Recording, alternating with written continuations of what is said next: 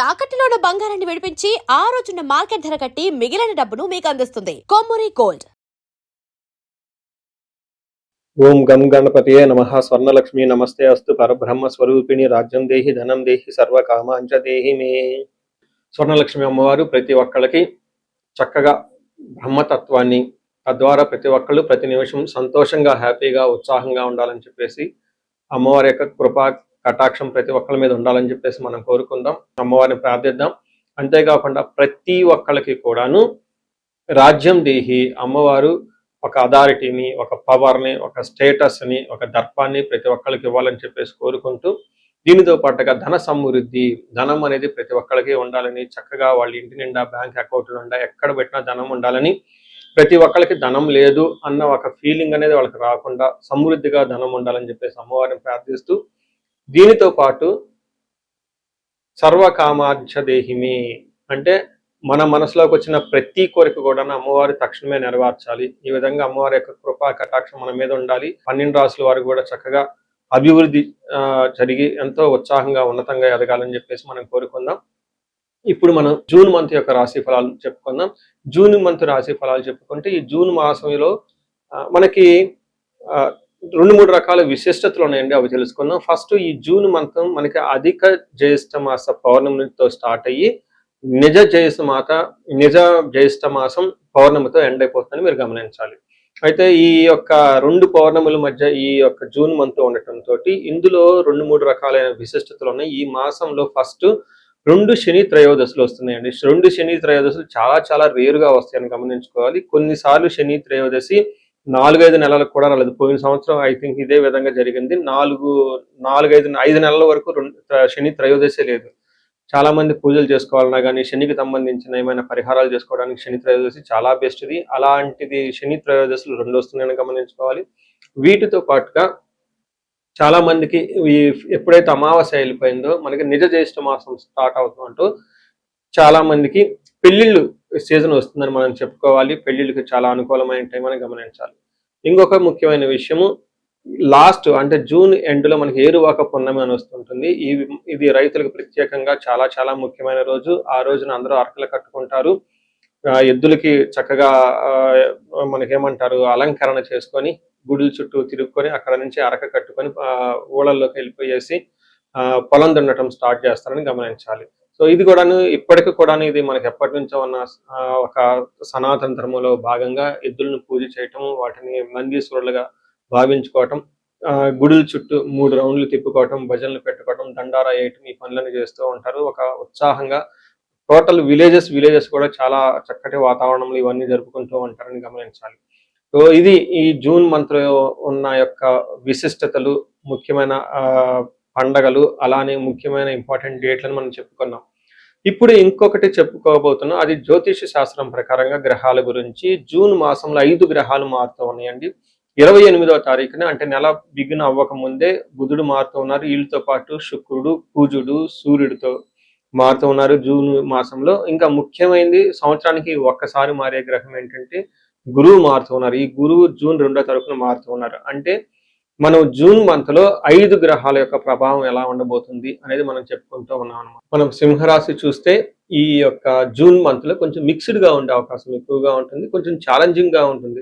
General గా సింహరాశి వాళ్ళకి ఏలినాటి శని యొక్క ప్రభావంతో ఉండటంతో కొంచెం ప్రాబ్లమాటిక్ గా ఉంది. అయితే గురువు మారటం వల్ల ఇంకా కొంచెం వీళ్ళకి ప్రాబ్లమ్స్ అధికమయ్యే అవకాశం ఉంటుంది. దానితో పాటుగా జూన్ మంత్ లో ఇంకా కొంచెం వేరే గ్రహాలు కూడా అంత ప్రతికూలంగా ఉండటంతో అంత అనుకూలంగా ఉండదు. జాగ్రత్తగా ఉండవలసిన మాసం అని మీరు గమనించుకోవచ్చు.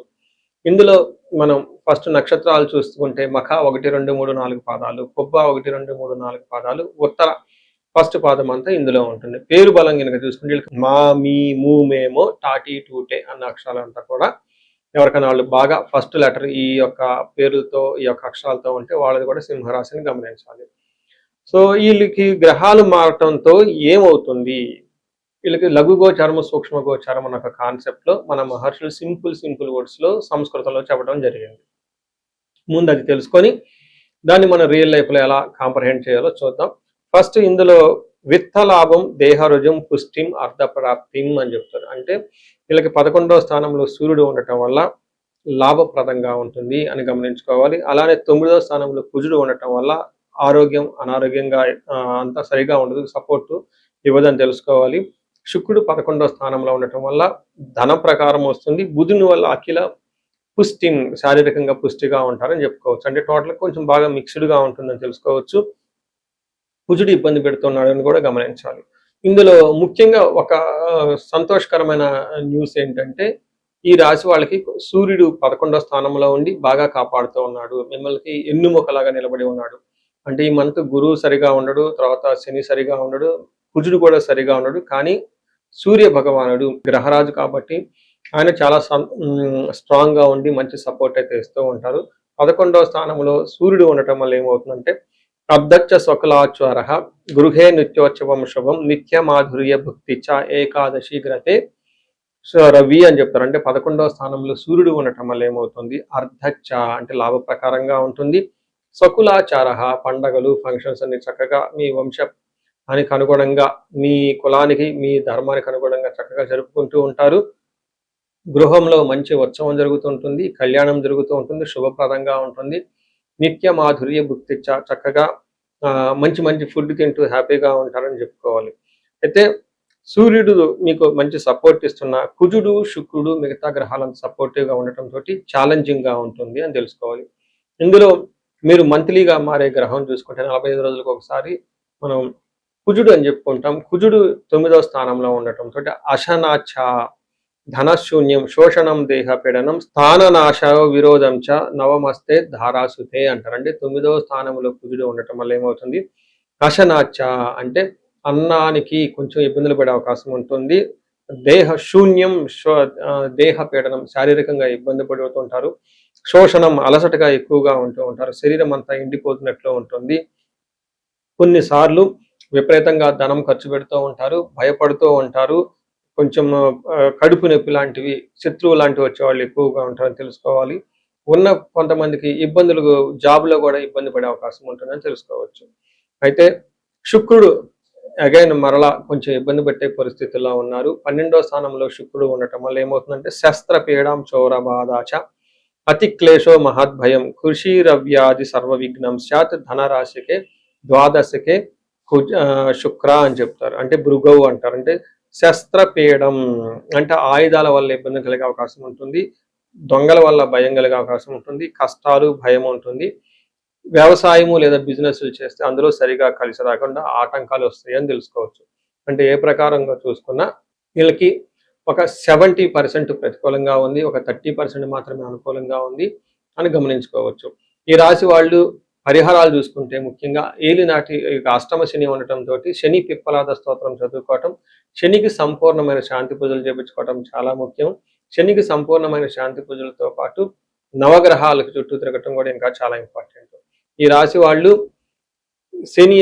అష్టమ శనితో బాధలతో ఉన్నారు. ఇంకా ఈ రాశితో పాటు వీళ్ళ కుటుంబంలో ఎవరికైనా ధనుసు రాశి ఉన్నా, ఏలినాటి శనితో బాధపడుతూ ఉన్నా, మీనరాశి మేషరాశి కుంభరాశి వాళ్ళు ఉన్నా కొంచెం జాగ్రత్తగా ఉండాలి. ఈ ఒకే ఇంట్లో శని పీడలు పట్టిన వాళ్ళిద్దరూ ఉంటే చాలా వరకు మనస్పర్ధలు వస్తూ ఉంటాయి, గొడవలు వస్తూ ఉంటాయి, ఫ్యామిలీలో అశాంతి ఎక్కువగా నెలకొని ఉంటుంది. సింపుల్ ఈజీ రెమెడీ ఏంటంటే ఒకసారి జాతకం చూపించుకొని చక్కగా పరిహారాలు చేసుకుంటే ఈ రాశి వాళ్ళు చక్కగా ముందుకెళ్ళే అవకాశం ఎంతో ఎక్కువ ఉంటుంది. ఈ రాశి వారికి అష్టైశ్వర్యాలు కలగాలని చెప్పేసి మనం కోరుకుందాం. మనం ఇప్పుడు రెమెడీస్ చూసుకుంటే ముఖ్యంగా నేను అందరికీ సలహా ఇచ్చేది ఏంటంటే మీ వయసు కనుక 35 to 45 ఉండి ఎక్కడ లైఫ్ లో మీరు ఆగిపోయారు, ఇప్పటిదాకా గ్రోత్ ఉండి చక్కగా ఒక మేనేజర్ పొజిషన్ లో ఉండి ఉన్నతంగా ఉండి కానీ లైఫ్ ఇప్పుడు అనేది మీకు ఛాలెంజింగ్ గా ఉంది. దీన్ని మనం జనరల్ గా మిడ్ లైఫ్ క్రైసిస్ అని చెప్తూ ఉంటారు చాలా మంది. బట్ జ్యోతిష శాస్త్రంలో మిడ్ లైఫ్ క్రైసిస్ ఎందుకు వస్తుంది అనేది చాలా చక్కగా వివరించడం జరిగింది. ఆ టైంలో మీకు శాపాలు అనేవి యాక్టివేట్ అవుతూ ఉంటుంది. ఆ టైంలో మీకు గ్రహ దోషాలు అని ఉంటాయి, ఈ గ్రహ దోషాలు కూడా మీకు యాక్టివేట్ అవుతూ ఉంటాయి. ఇది ఒక్కసారి మీరు ఇన్ కేస్ మీ ఏజ్ కనుక అలా ఉండి ఇప్పటిదాకా బాగుండి మధ్యలో మేము లైఫ్లో స్ట్రక్ అయిపోయాము, గ్రోత్ లేదు, డైరెక్షన్ లేదు, సరిగా ఇంప్రూవ్మెంట్ లేదు, రిలేషన్షిప్స్లో ప్రాబ్లమ్స్ వస్తూ ఉన్నాయి, ఎలా వెళ్ళాలో కన్ఫ్యూజన్లో ఉన్నారు అనుకున్నప్పుడు ఖచ్చితంగా ఒకసారి జ్యోతిష శాస్త్రంలో మీ ఇండివిడ్యువల్ హారోస్కోప్ చూపించుకోండి. అందులో టోటల్ శాపాలు ఏమైనా ఉన్నాయో స్కాన్ చేసుకొని అవి ఇప్పుడు యాక్టివ్గా ఏమైనా ఉన్నాయో తెలుసుకోవడం చాలా చాలా ముఖ్యం. ఇప్పుడు దాకా మనం చెప్పుకున్న ఈ గోచార ఫలితాలు మీకు ఒక 30-40% మాత్రమే ఎఫెక్ట్ అవుతాయి. 100% మీ జాతకం కరెక్ట్గా ఎలా ఉందని తెలుసుకోవడానికి ఇండివిజువల్ జాతకం చూపించుకోవడానికి చాలా ఇంపార్టెంట్. అందులో ఉన్న దశలు ఎలా ఉన్నాయి, భుక్తులు ఎలా ఉన్నాయి చూసుకొని చక్కగా పరిష్కారాలు చేసుకొని పరిహారాలు చేసుకుంటే లైఫ్ అనేది 10 రెట్లు ముందెళ్ళే అవకాశం ఎక్కువగా ఉంటుంది. చాలా మందికి ధనానికి ఇబ్బంది పడిపోతూ ఉంటారు. అప్పటిదాకా ధనం ఫ్లో ఉంటుంది, సడన్ గా ధనం ఫ్లో ఆగిపోయి ఉంటుంది. వాళ్ళు స్వర్ణలక్ష్మి విశేష హోమం చేయించుకోవటం, కుబేర పాశుపతం చేయించుకోవటం చాలా ముఖ్యం. దీనితో పాటు చాలా మంది భార్యాభర్తల మధ్య అన్యోన్యత అనేది లేకుండా చాలా ఇబ్బంది పడిపోతూ ఉంటారు. ఏదో ఉన్నామంటే ఉంటారు కాబట్టి ఈ యొక్క భార్యాభర్తల మధ్య గొడవ వల్ల ఇంట్లో అనేక రకమైన ప్రాబ్లమ్స్, మిస్అండర్స్టాండింగ్స్ వస్తూ ఉంటాయి. బంధువులు చుట్టాలతో కూడా ఒకసారి మీకు అంతా విలువ ఇవ్వకుండా పోతూ ఉంటారు. ఇలాంటి వాళ్ళు అన్యోన్య దాంపత్య పాశుపతం చేయించుకోవటము, లేదా విశ్వావసు గంధర్వరాజ మహా హోమం చేయించుకోవటం, విశేష హోమం చేయించుకుంటే జాతకంలో ఉన్న దోషాలు పోయి చక్కగా ఉంటారు. ఇవి కాకుండా ప్రతి ఒక్కరికి ఈ మధ్య అమెరికాలో ఉంటూ ఉంటారు, లేదంటే ఎన్ఆర్ఐలు చాలా మంది ఉంటారు. చాలా డైలమా ఉంటుంది. ఏ కెరీర్లో వెళ్తే బాగుంటుంది, ఇండియాలో ఉంటే బెటర్గా ఉంటుందా, లేదంటే ఇండియా నుంచి ఫారిన్ వెళ్తే బాగుంటుందా, ఫారిన్ సెటిల్మెంట్ యోగం ఉంది, అసలు ఫారిన్ లో ఎంతకాలం ఉంటాం, ఇలాంటి విషయాలు చాలా మంది ఈ వీసాల గురించి, గ్రీన్ కార్డుల గురించి, లేదంటే ఎంఎస్ చేయాలనుకున్న వాళ్ళకి చాలా కన్ఫ్యూజన్ లో ఉంటారు. అలాంటి వాళ్ళు కూడా ఒకసారి జాతక చక్రం చూపించుకుంటే చాలా బాగుంటుంది. యూజువల్ గా వీసాలు రావడానికి నేను మన్యు పాశుపత అభిషేకం విత్ రాహు గ్రహాన్ని శాంతులు ఎక్కువ చేస్తూ ఉంటాను. ఇలా రాహువుకి సంబంధించి మన్యు పాశుపతం చేస్తే వీటితో పాటు లక్ష్మీ గణపతి జపము, ఈ స్వర్ణలక్ష్మి జపం చేసుకుంటూ ఉంటే ఇక్కడ ఫారిన్ లో ఈ వీసా ప్రాసెసింగ్, లేదంటే ఈ డాక్యుమెంటేషన్ వర్క్ అనేది చాలా చక్కగా ఫాస్ట్ గా ఎలాంటి ఆటంకాలు లేకుండా అయ్యే అవకాశం ఉంటుంది. ఇది కాకుండా ఇంకా మీరు ఏమైనా ఇండివిజువల్ గా మీకు ఛాలెంజెస్ ఉన్నాయి, హెల్త్ బాగలేదు, మహామృత్యుంజయ హోమము, ఇంకా ఏమైనా మీకు మీ యొక్క శత్రు బాధలు విపరీతంగా ఉన్నారు, చండీ హోమం చేయించుకోవటం. చండీ హోమంతో పాటు ఇంకా మీకు విపరీతంగా మిమ్మల్ని ఇబ్బంది పెట్టేసి మిమ్మల్ని భయభ్రాంతులకు గురి చేసే వాళ్ళు ఎక్కువగా ఉన్నారు, బగలాముఖి జపము హోమము ఇవి చేయించుకుంటూ ఉంటే మీ చుట్టూ ఒక మంచి ప్రొటెక్టివ్ ఎన్విరాన్మెంట్ ఉంటుంది. సో ఈ మధ్యకాలంలో ఎక్కువగా నేను చండీ హోమాలు కూడా చక్కగా చేస్తూ ఉన్నాను. సాఫ్ట్వేర్ వాళ్ళకి, రాహు దశ నడిచిన వాళ్ళకి, రాహు అంతర్దశలో ఉన్న వాళ్ళు, ఇంకా నేను చాలా మందికి కాలసర్ప దోషాలు కూడా దగ్గరుండి చక్కగా నా ఆధ్వర్యంలో పూజలు చేపిస్తూ ఉన్నాను. ఇలాంటి వాళ్ళు మీ ఇండివిజువల్ జాతకంలో ఒకసారి చూపించుకొని ఎక్కడైనా మీరు లైఫ్ స్ట్రక్ అయ్యాము అనుకుంటే వాటికి చక్కగా ఎందుకు కారణం తెలుసుకొని పరిష్కారాలు తెలుసుకోవటం వల్ల మీ లైఫ్ 10 ముందుకెళ్ళే అవకాశం ఎక్కువగా ఉంటుంది. మీ అందరికి అష్టలక్ష్మి కృప కలగాలని, అలానే అష్టైశ్వర్యాలు భోగభాగ్యాలు కలగాలని చెప్పేసి నేను కోరుకుంటున్నాను. నమస్తే.